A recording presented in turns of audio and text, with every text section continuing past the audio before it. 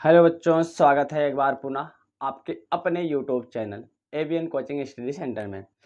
Transformer जो होता है, यहाँ पर ट्रांसफार्मर का डायग्राम बनाया गया है। देखो, ट्रांसफार्मर में क्या होता है, प्रचलित लोहे की क्रोड को माने आयताकार प्रचलित लोहे की क्रोड होती है, इस पर तांबे के तार को लपेट कर बनाया गया है। इसमें दो कुंडली होती है, एक प्राथमिक कुंडली होती है, एक क्या होती है, द्वितीय कुंडली होती है। प्राथमिक कुंडली में हम क्या करते हैं, विद्युत धारा क्या करते हैं, इसमें प्रत्यावर्ती धारा स्रोत से जोड़ देते हैं, जिसके कारण इसके चुंबकीय फ्लक्स में परिवर्तन होता है और द्वितीय कुंडली में धारा प्रवाहित होने लगती है। अर्थात यह किस सिद्धांत पर आधारित है, अन्योन्य प्रेरण के सिद्धांत पर आधारित है। तो समझ लेते हैं। देखिए, ट्रांसफार्मर होता क्या है। तो ट्रांसफार्मर विद्युत का एक ऐसा साधन है जिसके द्वारा प्रत्यावर्ती वोल्टेज को या प्रत्यावर्ती वोल्टता को कम या ज्यादा किया जा सकता है। कहने का मतलब, इसके द्वारा हम प्रत्यावर्ती वोल्टेज को अगर ज्यादा है तो उसको कम कर सकते हैं, कम है तो उसको ज्यादा कर सकते हैं। अर्थात उसको कम या ज्यादा, अर्थात प्रत्यावर्ती वोल्टता को हम परिवर्तित कर सकते हैं। कहने का मतलब, जब हमें वोल्टता अधिक प्राप्त हो रही है और वोल्ट तक हमें कम जरूरत है तो हम इसको कम भी कर सकते हैं। अगर वोल्टता कम प्राप्त हो रही है और उसको हमें ज़्यादा करना है तो उसको हम ज़्यादा भी कर सकते हैं। ठीक, ये होता है ट्रांसफार्मर। अब ट्रांसफार्मर का सिद्धांत क्या होता है, हमने बताया जो ट्रांसफार्मर होता है यह अन्योन्य प्रेरण के सिद्धांत पर कार्य करता है। अन्योन्य प्रेरण का मतलब क्या होता है कि एक कुंडली में हम एक कुंडली के चुंबकीय फ्लक्स में परिवर्तन करते हैं तो जो चुंबकीय बल रेखाएं निकलती है, जिसके कारण द्वितीय कुंडली में विद्युत वाहक बल उत्पन्न हो जाता है, जिसके कारण उसमें धारा प्रवाहित होती है। यही घटना कहलाता है अन्योन्य प्रेरण। यही तो हमने बताया। तो यही होता है इसका सिद्धांत। क्या, यह अन्योन्य प्रेरण के सिद्धांत पर कार्य करता है। यह प्रत्यावर्ती धारा के साथ कार्य कर सकता है लेकिन दिष्ट धारा के साथ कार्य नहीं कर सकता है। कहने का मतलब, जो ट्रांसफार्मर का प्रयोग होता है केवल एसी करंट के लिए प्रयोग होता है, डीसी करंट के लिए ट्रांसफार्मर का प्रयोग नहीं होता है। एसी करंट जानते हो, एसी करंट का मान और दिशा समय के साथ साथ क्या होती है, परिवर्तित हो सकती है। लेकिन जो दिष्ट धारा होती है, दिष्ट धारा का केवल मान बदल सकता है लेकिन दिशा कभी नहीं बदलती है। तो समझ में आया सिद्धांत। किस सिद्धांत पर, एक क्वेश्चन पूछा जा सकता है, ट्रांसफार्मर किस सिद्धांत पर आधारित है, तो आपको बताना क्या है, ट्रांसफार्मर अन्योन्य प्रेरण के सिद्धांत पर आधारित होता है। अब देखते हैं थोड़ा सा चीज और। ट्रांसफार्मर दो प्रकार का होता है, एक अपचाई ट्रांसफार्मर, एक उच्चाई ट्रांसफार्मर। अपचाई का मतलब क्या होता है, अपचाई माने उच्च वोल्टता से निम्न वोल्टता में बदलता है। माने ऐसा ट्रांसफार्मर जो उच्च वोल्टता को निम्न वोल्टता में बदलता है, वह अपचाई ट्रांसफार्मर होता है। ठीक, और अपचाई ट्रांसफार्मर में क्या होता है, प्राथमिक कुंडली में फेरों की संख्या कम और द्वितीय कुंडली में फेरों की संख्या ज्यादा होती है। उसी प्रकार से उच्चाई ट्रांसफार्मर क्या होता है, उच्चाई का मतलब, ऊंचाई माने बढ़ाना, निम्न वोल्टता से उच्च वोल्टता में। माने ऐसा ट्रांसफार्मर जो वोल्टता को निम्न वोल्टता से उच्च वोल्टता में बढ़ाता है, वह कहलाता है उच्चाई ट्रांसफार्मर। और उच्चाई ट्रांसफार्मर में प्राथमिक कुंडली में फेरों की संख्या अधिक होती है, द्वितीय कुंडली में फेरों की संख्या क्या होती है, कम। अपचाई में क्या था, द्वितीयक में अधिक था, प्राथमिक फेरों की संख्या कम था। उच्चाई में क्या होता है, द्वितीयक में कम होता है और प्राथमिक में क्या होता है, ज्यादा होता है। इतनी बातें समझ में आई।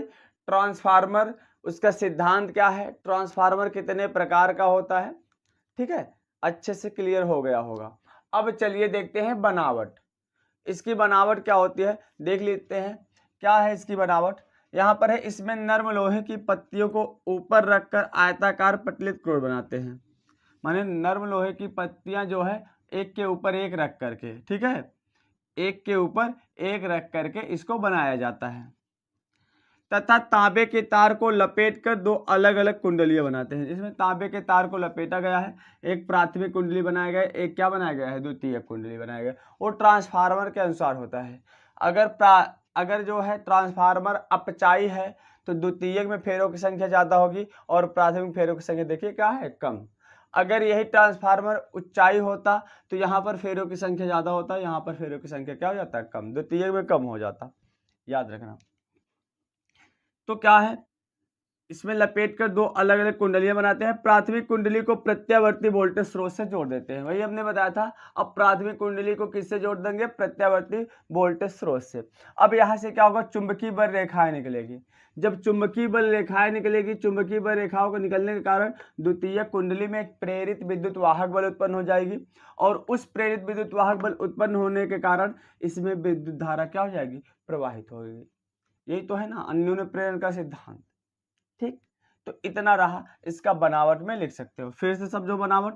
इसमें क्या होता है? नरम लोहे की पत्तियों को एक के ऊपर एक रख करके क्या बनाया जाता है? पट्टलित क्रोड बनाते हैं। ये जो है पट्टलित क्रोड है, ये क्या है? पट्टलित क्रोड। ठीक, पट्टलित क्रोड बनाते हैं तथा तांबे के तार को लपेटकर दो अलग अलग कुंडली बनाते हैं, और फिर प्राथमिक कुंडली को प्रत्यावर्ती वोल्टेज स्रोत से जोड़ देते हैं, जिसके कारण इसमें चुंबकीय बल रेखाएं निकलती हैं। जब चुंबकीय बल रेखाएं निकलेंगी, चुंबकीय बल रेखाएं निकलने के कारण द्वितीय कुंडली में एक प्रेरित विद्युत वाहक बल उत्पन्न हो जाएगा, और उस प्रेरित विद्युत वाहक बल के कारण इसमें विद्युत धारा उत्पन्न हो जाएगी। चलिए अब इसकी हम क्रिया विधि देखते हैं। अब हम कुछ चीजें लिख लेंगे। मान लेंगे, माना प्राथमिक कुंडली में फेरों की संख्या NP, मान लेंगे प्राथमिक कुंडली में फेरों की संख्या क्या है? NP, और द्वितीय कुंडली में फेरों की संख्या क्या है? NS है। ठीक, N माने फेरों की संख्या, P माने प्राइमरी कुंडली में, N माने फेरों की संख्या, S माने सेकेंडरी कुंडली में। अगर जहां P लिखा है, जिसके नीचे सफिक्स में P लिखा है, समझ जाना प्राथमिक कुंडली की बात कर रहे हैं। अगर जहां यस लिखा है, समझ जाना द्वितीय कुंडली की बात कर रहे हैं। अब देखो फैराडे के द्वितीय नियम से, फैराडे के विद्युत चुंबकीय प्रेरण के, विद्युत चुंबकीय प्रेरण के द्वितीय नियम से, द्वितीय नियम क्या होता है? E बराबर होता है minus N D phi upon D T. अगर फेरों की संख्या है तो डी फाई अपान क्या हो जाता है? D T. अगर प्राथमिक कुंडली की बात करें तो EP बराबर N P D phi upon D T हो जाएगा, इसको मानो इक्वेशन 1। और द्वितीय कुंडली की बात करें, ES बराबर minus NS into D phi upon D T हो जाएगा। इक्वेशन नंबर हो गया 2। ठीक है, अब समीकरण भाग दे दीजिए। समीकरण 2/1 करो, चाहे 1/2 करो। 2/1 कर दिए, बाएं पक्ष से भागोगे, दाएं पक्ष से भागोगे। पहले 2 लिखो, 2 क्या है? ES इधर है, बटे EP इक्वल्स, इसको भाग देंगे क्या हो जाएगा? Minus NS D phi upon D T बटे minus NP D phi upon D T. अब देखिए माइनस माइनस क्या हो जाएगा? Plus D phi upon D T, D phi upon D T क्या हो जाएगा? कैंसिल हो जाएगा। इतनी सी बात समझ में आई। अब क्या बचेगा यहाँ पर? ES अपान EP बराबर NES अपान NP, इसको मान लो समीकरण नंबर 3। देखिए अगर प्रतिरोध नगण्य होता है, प्रतिरोध ना के बराबर हो,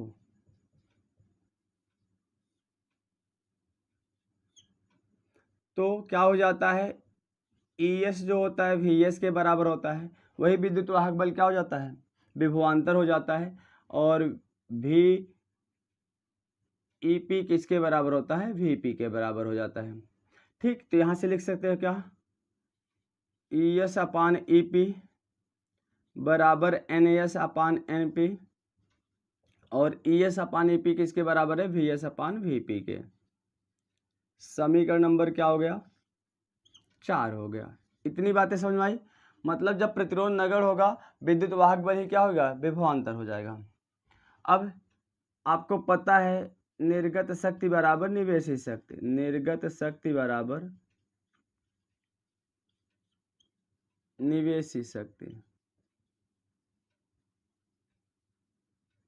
कहने का मतलब निर्गत शक्ति मतलब निकलने वाली, माने आउटपुट। आउटपुट का मतलब क्या हो जाएगा? VS इंटू IS, एक किसके बराबर होगा? VP इंटू IP के बराबर होगा।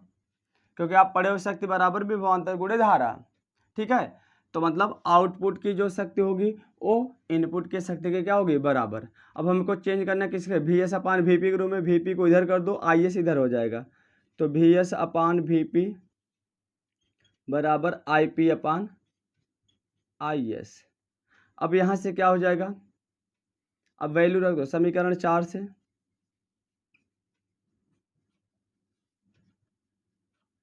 से, ई एस अपान क्या हो जाएगा, ई पी बराबर N S upon N P बराबर V S upon V P, और V S upon V P किसके बराबर है, I P upon I S के बराबर है।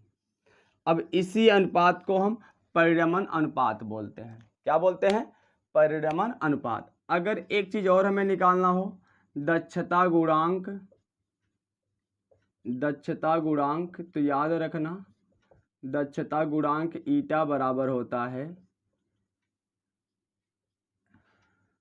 निर्गत शक्ति। निर्गत शक्ति का मतलब क्या होता है, पी एस बटे पी पी इंटू क्या कर देंगे 100,